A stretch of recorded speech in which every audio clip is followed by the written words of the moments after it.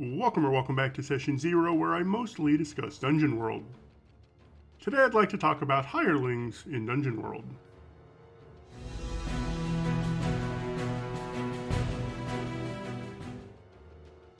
So what is a hireling? Hirelings are basically NPCs with some mechanical flair.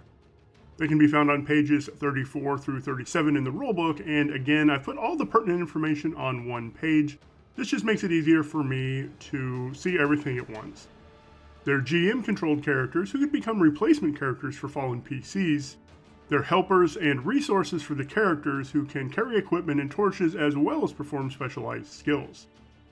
What elevates them slightly above the level of NPC, though, are the three aspects which define them: their skill or skills, their cost, and their loyalty score.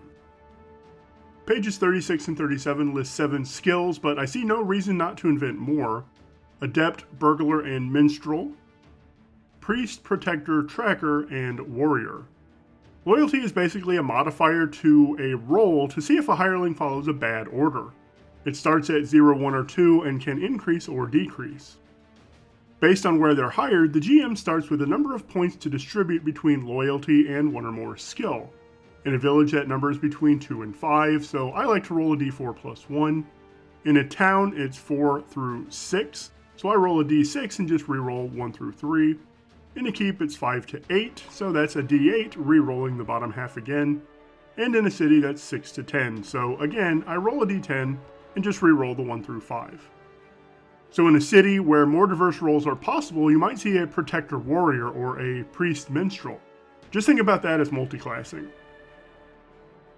Every hireling has a cost, so they're not going to do it for free. Page 35 provides a list of hireling costs, but again, you can invent more. A hireling's cost is more than what you must pay to hire them, it's what you must pay to keep them if you want them to stick around. If this cost isn't regularly paid, they're out. And I actually love how this can be used narratively.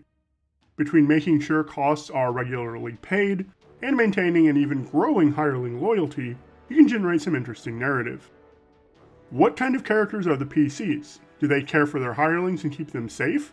Or do they throw them to the wolves, maybe even counting on not having to pay their costs? The way hirelings are treated should reflect upon the characters. And it does. Sort of. The recruit move is found on page 78. When you put out word that you're looking to hire help, roll. Then you'll add some narratively appropriate modifiers, the last of which is +1 if you have a useful reputation around these parts. Now, I used to change the word useful there to good, but the more I think about it, the more I realize that useful really depends on the hireling's cost. If the party wants to do evil stuff and are recruiting in an evil hive of scum and villainy, +1 is appropriate. But while I do think the word useful is appropriate there, I still find the reputation clause to be missing something. So I've added -1 if you're known to have treated those you've hired in the past poorly. Now, you can still get a good roll despite this, because some people won't care as long as the price is right. Alright, so let's put this all together, and I am going to give you a little bit of context. In last week's video, I made an adventure idea, and that's what I'm going to use as kind of the adventure that is ongoing for this example. So, they are in town, the party is in town, and they have gotten clues to this point, leading them to believe that the sorcerer from the ruined tower is involved with these undead that keep rising. Let's also assume we have one hero. It's a level 4 wizard, and really I just want to do that because I really need to be using hirelings in my solo games. I don't know why I didn't think of that before. Also, context, this is a town. That's going to matter on some of the dice rolls.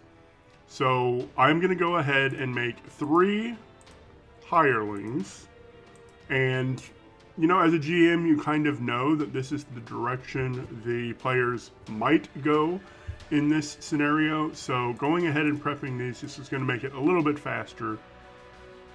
And the book doesn't say to do this. I lay these out in a particular order. 10 plus, when that's rolled, all 3 of these are going to show up. On a 7 minus, they have to settle for someone. So if all of them show up, I definitely want Landric to be an adept, For settling, Astara is going to be a burglar, and that might be good as well because in that adventure idea, I did talk about the fact that there are traps in the tower, and those could be magical or mundane, so that fits. If a 6 minus is rolled, I get to do whatever I want. Number one, I am going to make some kind of move off screen. I am probably going to add some type of difficulty to that ruined tower. And I'm going to give them, or not give them, I'm going to present to them a protector. This is going to help them, obviously, by soaking some damage, but this will be the one that shows up if they roll a 6 minus on the recruit roll. Astera will be the one who shows up, the only one who shows up if they roll 7 to 9, and then all three are going to show up if they roll 10 plus.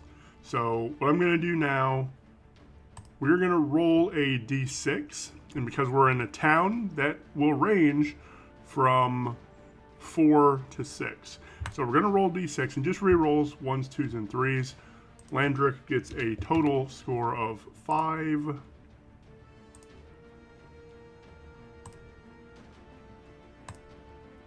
And if I didn't mention it, these names, Landrick, Astera, Sindriel, those also come from that Heroes of Terranoth game. I just pulled them right off of those cards. So this is interesting. We actually get all 3 of the ones that could appear are going to be level 5. Something I want to do with this Landrick, because these hirelings have stories of their own, right? I think she, or he rather, is in it for the knowledge. He wants to discover what's going on. He suspects that this sorcerer from the tower is also involved, and it makes him really want to get up there because he is an adept priest. I'm going to give him 4 levels in adept, 1 in priest. This level 4 in adept means that they're going to be able to help with skills, or not skills, but spells of level 3 or less. So that's going to be really helpful. Of course, if Landrick has a level 4 and 1, it's a loyalty of 0. This burglar that they have to settle for, number 1, they're just in it for the money.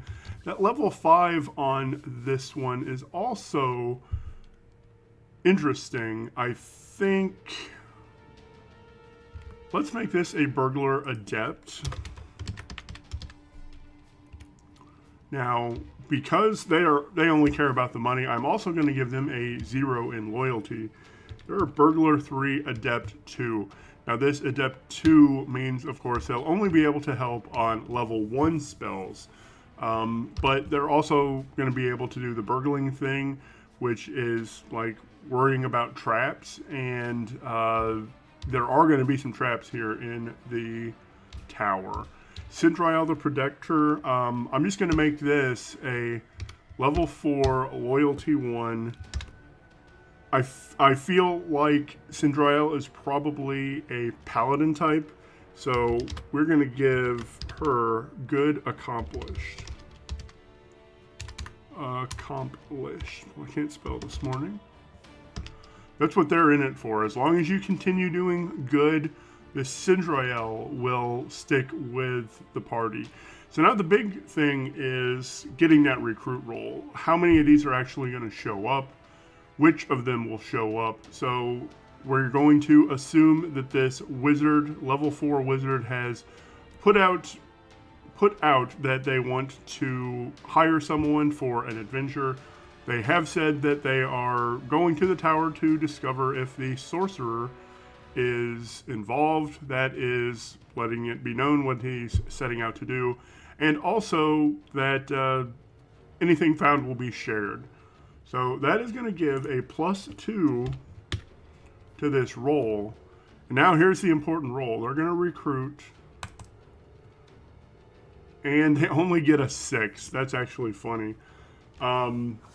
So They're in the bar wherever they are, and the only one who shows any interest, the only one who comes up and says, "Hey, I'll join you if you'll have me," is Sindrael the Protector. And this is actually a really good hireling to have with you. This is going to soak some damage, and of course we know wizards need all the damage soaking they can take. So that would be the next portion of this particular adventure. They have learned at the bazaar that it's possible that the sorcerer is involved. They live in that tower. Now they're going to go up to that tower and do some investigating. This wizard is going to take Sindrael the Protector along. Well, I shouldn't say that. I assume they'll take Sindrael the Protector along. They have not hired them at this point. This is just the only one that turned up because of their notice. So that's hirelings in Dungeon World. Let me know what you think in the comments. Please like and sub. It will really help the channel grow. Thank you so much for watching, and I hope you have a great day.